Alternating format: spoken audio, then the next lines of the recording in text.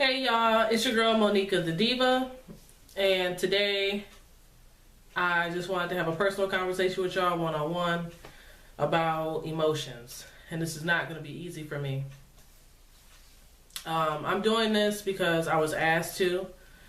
I've been asked to a few times, but I just been kind of nervous about, getting all personal and in-depth with my life and what has happened to me as I grew up. But if it's going to help somebody else, then I have to do it because that's one of the things that is in the Bible. And if you don't know, I'm spiritual. I'm very, very spiritual. I'm a Christian. I completely believe in God. That's like my whole focus of my life and why I do what I do. Although I have not always lived and acted that way. But we're going to get in touch with that because it all connects. So emotions come from your thoughts, and your thoughts are seeds that were planted in your heart. So this is purely my opinion. Just as a disclaimer, this is purely my opinion. These are my experiences, and this is the way that I feel and how I deal with things. You can take what you want from it. So starting from the beginning. Oh, and side note, sorry about all of this, but I'm about to go work out after I get done, so I didn't really feel like putting on the whole face and doing my hair up and all that thing because I'm about to work out. And if you want to know how I'm working out, what I'm doing, please check my personal Facebook page because I am going to be doing updates about that. Y'all got to know about it. If y'all want to know, I'm telling you anyway. But yeah, back to what we're talking about. So starting from the beginning, when I was born, my parents were separated. My mother was 29. My dad was a few years older than her, and they were not in a relationship. They were married, but they were not together. They were separated. So I do have a brother. He is 13 years older than me. So my mom, I have to tell you this from the jump because that's how it happened. But my mom has mental health issues, and that's why my father and her were separated, because of the issues and the problems that were coming about because of her sickness. So it kind of happened because like my mom had went to the hospital and she wasn't doing good. My father came to come over and take care of her, see how she was, and one thing led to another, and then I was conceived. So speeding ahead a few years, sorry, I told you this isn't easy, but speeding ahead a few years, my mom and my dad had a confrontation. Like, I don't really recall seeing a lot of my father. Like, I didn't live with him, I lived with my mom. And my brother lived there too. And I just remember my dad came over one day and he argument. One thing led to another. He sped off in the car. She threw a bunch of his stuff in the street. And then right after that, there was divorce proceedings. They don't ask children anymore who they want to live with. They completely came to me and was like, it's up to you. And at 5, like, how the hell do I know? So I ended up deciding that I wanted to live with my dad.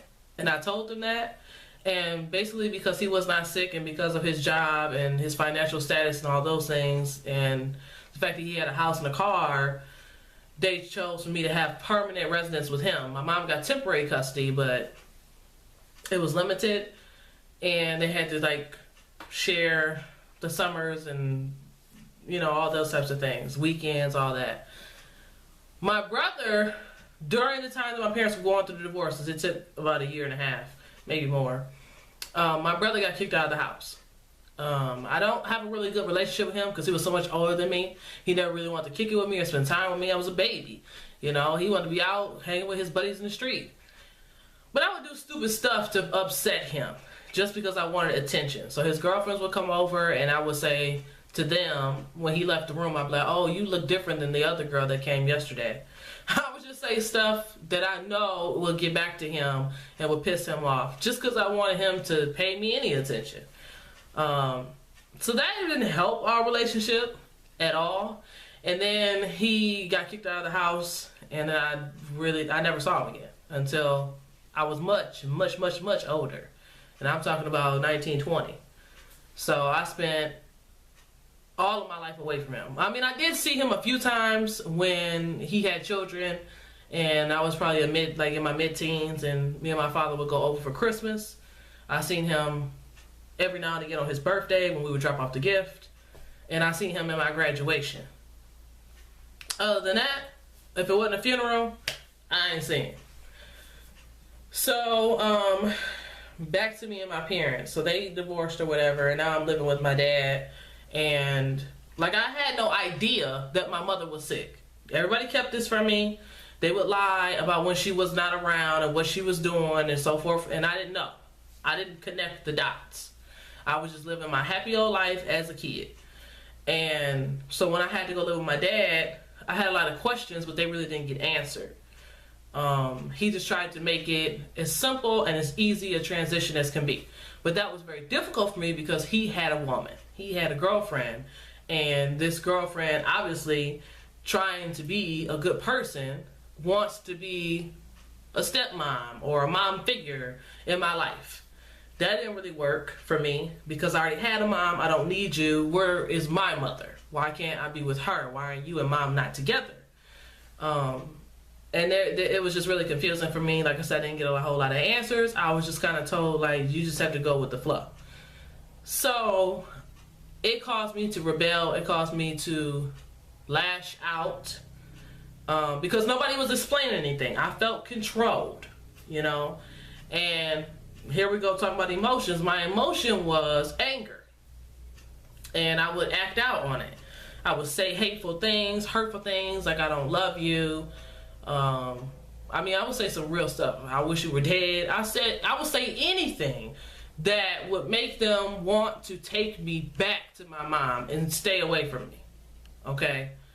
But none of it worked. I didn't have a really good relationship with my dad's girl.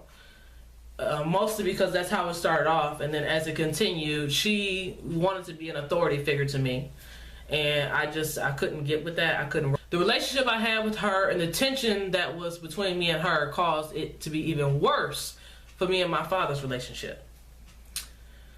So going to my mom's relationship, when I would see her, she started to see someone else, and this was a huge problem for me because where we lived, the house my mother and I lived in, and my dad had bought that house. He paid for that house. So that was another reason why the courts just allowed him to have me. You know, my mom was working as a nurse, but because of her illness, there was a lot of times that she spent not working. So eventually she ended up on disability and left the job. She still had the house completely paid for. But when she decided that the divorce was done and she wanted to be done with that part of her life, she just wanted to leave everything behind. She wanted to get rid of the car, she wanted to get rid of the house, she wanted to get rid of every freaking memory she ever had of him. And so one day, literally out of the blue, she asked me to pack all of my stuff. She packed herself a bag, I packed myself a bag, and we got in the car. And I'm like, where are we going? And she didn't tell me, and when we got where we were going, we lived there. Like, permanently. So now I'm just in the house with this random dude that I have no idea where the heck he came from. And I'm like, okay, there's a woman over here, I don't know where she came from. There's a man over here, and I don't know where he came from. And all I want was the past to be the way that it is now. I want that now. So, very, very emotionally charged child. Because I was a child, nobody took me seriously. They didn't want to listen to me. So instead of them saying, you know, be quiet and stay in a child's place, like I said, would act out in anger. If I could be angry, if I could show my ass, then somebody's gonna pay attention to me. So they did, but it just strained my relationships. It totally tore me away from my mom because I was not accepting the man that she chose to love and then later married. She just came home one day and said that she married this guy. Like, they went up and they went to one of them little quickie marriage chapels and got married. And I was over at my dad's house the week before, and this was her weekend. So when I came, that was what she told me. And I was like, what?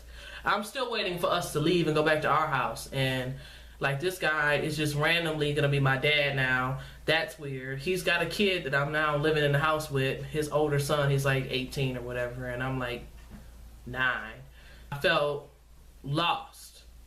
And then when I would go to my dad's house, It was just him and her, and I didn't know anyone in the neighborhood. And my dad bought this new house. We moved from where we were living. We were living with his girl, and then we moved into a new house because he figured this is a big change in my life, and he wanted to show that he was going to support me.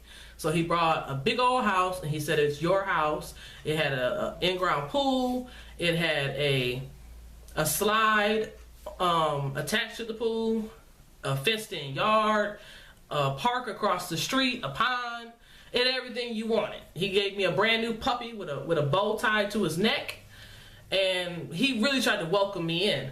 But although I felt welcomed, I still felt like I was missing something, like I was misplaced, like this was not supposed to be happening. Why? You know, this is a lot of change. And again, nobody's really explaining it. They're just trying to let me know that it's not my fault. They still love me. They're still going to be there for me. But in my head, I'm like, if you're going to be there for me, you would answer all these questions that I had. But nobody did. And I think it's because they didn't want to go into depth about my mom and like what her illness had caused, you know, to happen. So where are we now? Let's just speed forward. I'm still living, you know, at my mom's and then at my dad's. And I do not really speak to my brother. And when I do see him, how am I going to talk about all of these things? You know, I'm showing up with my dad because my mom and my brother, their relationship just broke. When she kicked him out of the house, done. Like, they just didn't speak. My dad and my brother, I didn't even know they had a relationship, but they kind of sort of did, except for my brother felt like my father was always trying to control him. He felt like he would show up and be like, yeah, well, my life is straight. I got a good job. I got a woman. I got a house. I got a car. I have a career and a future. And you're not doing this and this and that right, so listen to me. And my brother couldn't deal with that. He and my father would butt heads a lot. Although they, you know, tried to tolerate each other. They tried to get past it. So, yeah. We speed forward a little bit, and I'm in high school, and I start dating. And when I started dating, let's go back.